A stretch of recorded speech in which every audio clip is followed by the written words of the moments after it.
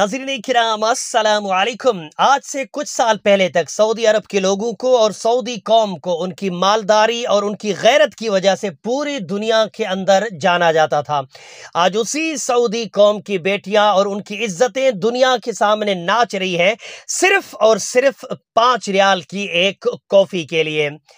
वो सऊदी ख़वातीन जो रोज़ाना हज़ारों रियाल के परफ्यूम इस्तेमाल करती हैं, और वो सऊदी मर्द जो अपनी अय्याशी के लिए लाखों रियाल खड़े खड़े उड़ा देते हैं। उन्हीं सऊदियों की बीवियां, उनकी बेटियां आज दुनिया के सामने जलील हो रही हैं, नाच करके सिर्फ 5 रियाल की एक कॉफ़ी के लिए। क्या वजह है, क्यों जलील हो रहे हैं? इसका जवाब मैं बाद में देता हूं। पहले आइए उस गैरतमंद कौम की गैरत का जो जनाजा निकल रहा है वो आप लोग देख लीजिए, उसके बाद आगे बात करेंगे।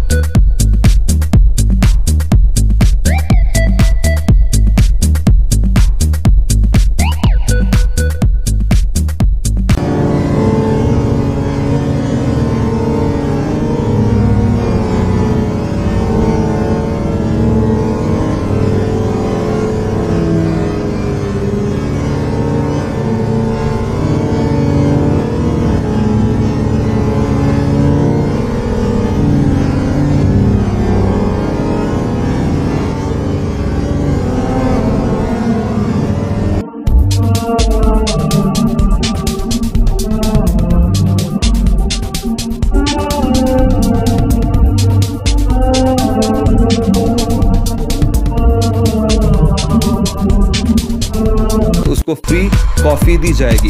तो लोगों को जैसे पता चला तो लोगों ने आके डांस करना शुरू किया, और फ्री कॉफ़ी या कोई ऐसे वो एक मदारी अपने पालतू जानवर को, और जो इस कॉफ़ी शॉप के ऑनर हैं, क्या वो ये पसंद करें? वीडियो आप लोगों ने देख लिए, अभी रुकिए, अभी तो ये शुरुआत है, अभी तो इस फितने को शुरू हुए 1 महीना भी पूरा नहीं हुआ है। 2, 4, 6 महीने रुकिए, उसके बाद इस कैफे के आगे नाचने वालों की एक लाइन लगी हुई आपको नजर आएगी। रियाद के अंदर एक कैफे खोला गया है, उस कैफे के मालिक ने ये ऑफर रखा है कि जो हमारे कैफे के सामने आकर के नाच के दिखाएगा, हम उसको 5 रियाल की कॉफी फ्री में दे देंगे। सिर्फ 5 रियाल की कॉफी के लिए सऊदी खवातीन और सऊदी मर्दों को आप लोगों ने नाच नाच करके बेइज्जत होते हुए देखा। क्यों बेइज्जत हो रहे हैं? इतने मालदार होने के बावजूद क्यों जलील हो रहे हैं? तो उसका जवाब यह है कि यह नतीजा है बातिल कुव्वतों के पीछे चलने का। पिछले 5 साल में सऊदी अरब ने कुरान के पीछे चलना छोड़ दिया, हदीस के पीछे चलना छोड़ दिया, अपने मुल्क में हर तरह के हराम काम शुरू कर दिए बातिल कुव्वतों को राजी करने के लिए, और बातिल कुव्वतों के पीछे आंखें बंद करके चल रहे हैं। नतीजा ये हुआ कि बातिल कुव्वतों ने इस मोड़ पे लाके उन्हें खड़ा कर दिया है कि अपने एक वक्त में जिस कौम को गैरत की वजह से याद किया जाता था, आज वो कौम 5 रुपए की कॉफी के लिए अपनी इज्जतों को और अपनी बेटियों को नचा रही है।